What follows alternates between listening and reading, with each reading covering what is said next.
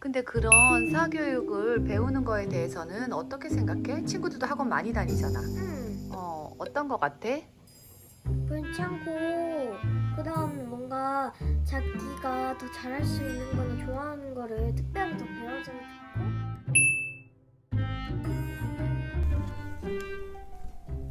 저는 그 7세 후반 초등 입학 전부터 해서 아이들이 사실 태권도를 시작으로 이런저런 사교육을 한 것 같습니다.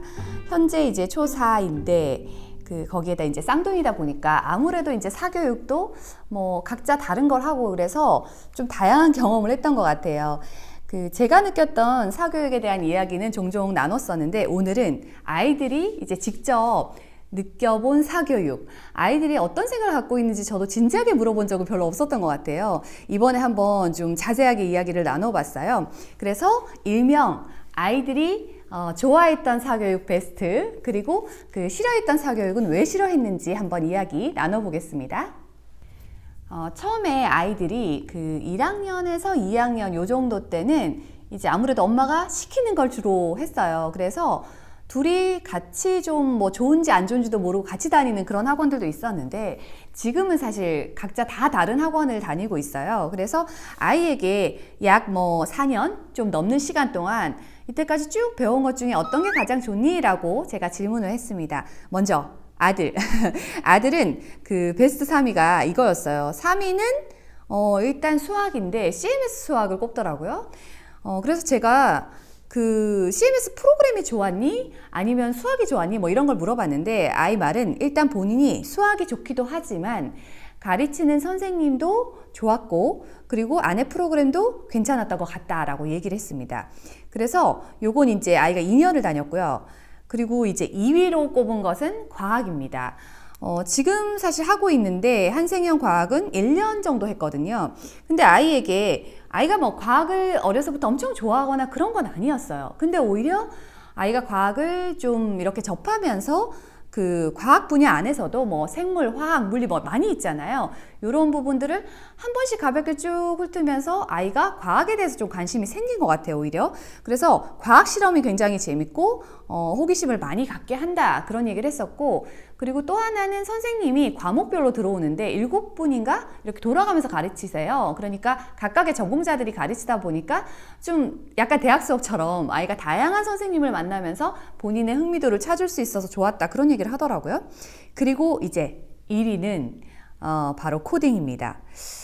코딩은 사실 제가 이제 선택해서 아이를 좀 일찍 시작하게 된 케이스인데요. 요거는 이제 3년 차가 되어 갑니다. 그래서 지금 이제 C 언어를 배우고 있는 중인데 그 전에 뭐 스크래치를 하고 아두이노를 조금 하고 그리고 C 언어로 이렇게 넘어간 상태거든요.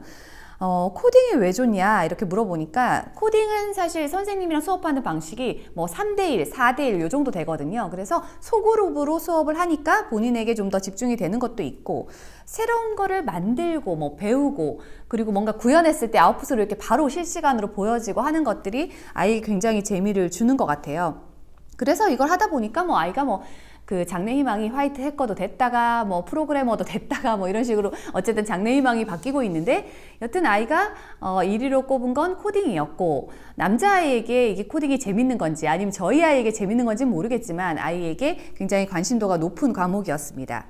자, 다음은 딸의 베스트를 제가 물어봤는데 아이는 일단 3위로 꼽은 건 두 과목이었는데 영어와 미술이었어요. 영어는 학원을 좀 여러 군데를 사실 다니게 된 것 같아요. 근데 그 학원들의 각각의 특징을 아이가 얘기하면서 그럼에도 불구하고 전반적으로 영어는 재밌고 좋았다, 본인에게. 그리고 이제 미술은 아이에게 힐링을 준다라고 하더라고요. 그래서 이제 이 두 가지를 좋아했고 미술은 사실 아이가 어렸을 때부터 손으로 조작하는 모든 활동들을 이 친구는 좋아했어요. 그래서 아마 미술이 본인의 호기심이나 적성에도 잘 맞는 게 아닌가라는 생각을 해봤고요. 2위는 논술입니다. 저희는 이제 3년 동안 했는데 동네 공부방 논술을 했어요. 아들은 2년 정도를 하고 본인이 스스로 나 이제 그만하고 싶다라고 해서 그만뒀고 딸은 계속 이어져 오고 있는데 어떤 것이 좋니 했더니 친구들이랑 일단 얘기하는 시간이 본인은 굉장히 좋고 그리고 책 읽고 얘기하고 뭐 글을 쓰고 이런 과정들을 거치는데 아무래도 공부방이다 보니까 좀 가족적인 분위기가 나잖아요. 학원과 다른 어떤 분위기가 본인은 좋고 그게 이제 익숙한 거죠. 저희 아들은 사실은 그런 분위기가 오히려 불편하다고 했는데 딸의 경우에는 성향 자체가 그렇게 옹기종기 모여서 작은 공간에서 약간 담소 나누듯이 하는 그런 수업이 굉장히 행복했다고 하더라고요. 그리고 아이에게 1위는 뭐 합창단입니다. 요것도 3년을 했는데 앞서 말씀드린 것처럼 아이가 뭔가 단체 활동이 되게 재밌기도 했고 그리고 본인이 노래하는 게 즐거우니까 무대에 서는 것도 행복하고 그리고 친구들이랑 같은 걸 관심 있게 보는 친구들이잖아요. 그래서 공감대가 굉장히 좋았다라고 하더라고요. 네, 이번에는 아이들이랑 그러면 어떤 사교육이 싫었어? 라고 물어봤어요. 제가 사실은 사교육이라고 말하지 않고 학교 생활 외에 학원이나 다른 활동이라고 질문을 했었는데 아이가 그게 정확히 사교육인지를 모르더라고요. 근데 이제 본인이 싫어했던 과목들을 쭉 얘기하면서 왜 싫었는지를 제가 알게 됐어요. 첫 번째는 특정한 과목에 대한 부분도 있었는데 본인이 흥미나 적성이 없어요. 근데 이제 그전에는 잘 몰랐는데 점점 하다 보니까 알게 된 거죠. 그래서 그런 부분의 과목들이 각자 싫었다라고 얘기했는데 특히 딸은 사실 이제 과학 수업을 같이 했는데 한 달 정도 해보고 나는 안 하겠다라고 바로 얘기를 하더라고요. 그것도 이제 아이가 4학년 정도 됐으니까 판단이 섰던 것 같아요. 아마 1학년부터 그 수업을 했다고 하면 한 1, 2학년 때까지는 그냥 하지 않았을까라는 생각을 해봤습니다. 두 아이가 이제 같이 좋아했던 과목은 사실 사고력 수학이었는데 아이가 이 사고력 수학을 할 때 되게 재밌어해서 저는 사고력 수학을 즐거워하나 보다라고 생각했어요. 근데 이제 선생님이 바뀌었어요. 중간에 선생님이 바뀌고 난 다음에 흥미가 급격히 떨어졌어요. 그래서 이게 선생님이 가르치는 거에 있어서 굉장히 또 영향을 주는구나 라는 생각을 했습니다. 또 하나는 아이가 싫어했던 공통적인 사교육 중에 선생님의 인성에 대한 부분이나 선생님이 본인이 좋아하지 않는 스타일로 가르치는 많이 큰 소리를 낸다거나 좀 욕을 섞어서 써서 수업을 한다거나 이런 수업을 둘 다 싫어하더라고요. 그게 본인의 흥미가 있던 없던 상관없이 어떤 과목이든지 상관없이 저희 아이들은 선생님의 인성, 수업 방식 같은 거를 굉장히 많이 보더라고요. 그래서 이제 어렸을 때는 그냥 싫어도 그냥 그게 맞나 보다라고 했다면 지금은 아이가 정확하게 어떤 수업을 하고 나면 와서 엄마 선생님이 어떠하기 때문에 나는 이 수업을 다른 형태로 바꿔서 하고 싶어 이런 얘기를 하더라고요.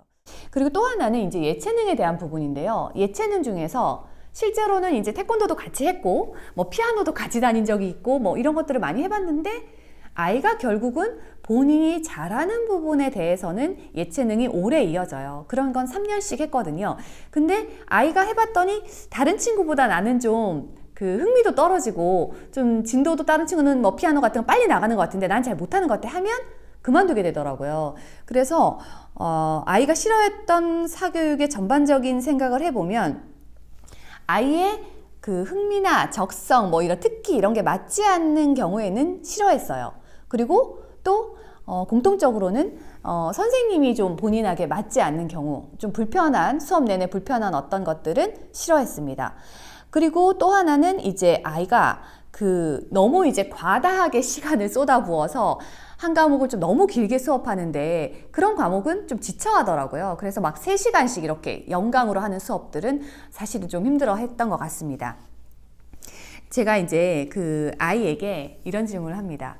아니 그래서 학교만 다니고 학원은 안 가고 예를 들어서 학교 수업만 하는 거는 어때? 너에게 이런 학원이나 다른 활동들은 어떤 의미야? 라고 물어봤거든요.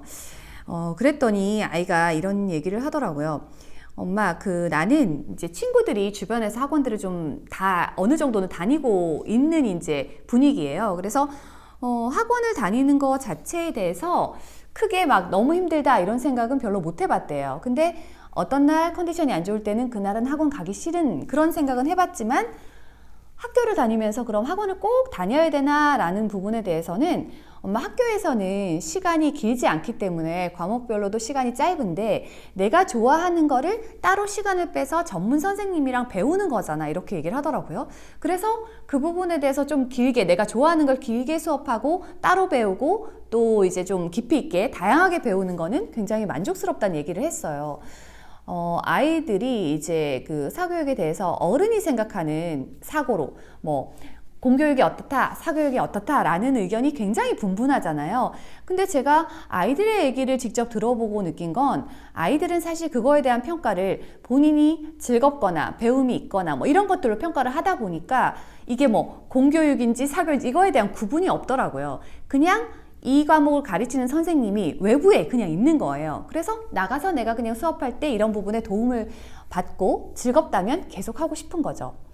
제가 오히려 그 아이에게 공교육과 사교육을 이렇게 막 분리해가지고 공교육은 이러이러하고 사교육은 이러이러해 라고 편견을 가진 부분도 상당히 있었던 것 같아요. 사교육에 대해서 저는 아이의 얘기를 쭉 들어보면서 내렸던 생각이 공교육이 됐던 사교육이 됐던 아이가 좋아하는 어떤 그 프로그램을 적극적으로 하는 건 의미가 있구나. 그리고 아이는 학교에서도 사회성이 길러지고 학원에서도 사회성이 길러지고 새로운 것들을 배울 수 있구나. 그런 생각도 했고 또 다른 생각으로는 아이에게 즐거움을 준다면 과도하게 사교육을 하는 게 문제가 되고 이슈가 되는 거지 아이가 선택한 사교육을 재밌게 즐겁게 좀 다양하게 경험을 할 수 있다면 초등학교 때는 이런 것들을 할 수 있는 것도 굉장히 행운이구나 라는 생각을 사실 해봤어요. 그 사교육을 하면서 저는 아이의 새로운 관심이나 진로 적성도 사실 발견했거든요. 그래서 아이 입장에서도 내가 이걸 많이 해보니까 어떤 게 좋은지 알게 됐는데 학교에서는 이제 정해진 시간이 있잖아요. 그래서 그 수업 시간만 하다 보니까 아이가 더 깊이 있게 들어갈 이제 경험을 못했던 거예요. 그래서 그게 방과후가 됐던 뭐 아니면 사교육의 어떤 학원이 됐든 아니면 단체 활동이 됐든 어떤 거로든 아이가 좀 더 많은 시간을 할애해 보니까 아이가 좀 더 스스로도 판단이 생기고 저는 그걸로도 메타인지가 굉장히 높아졌다는 생각을 하거든요.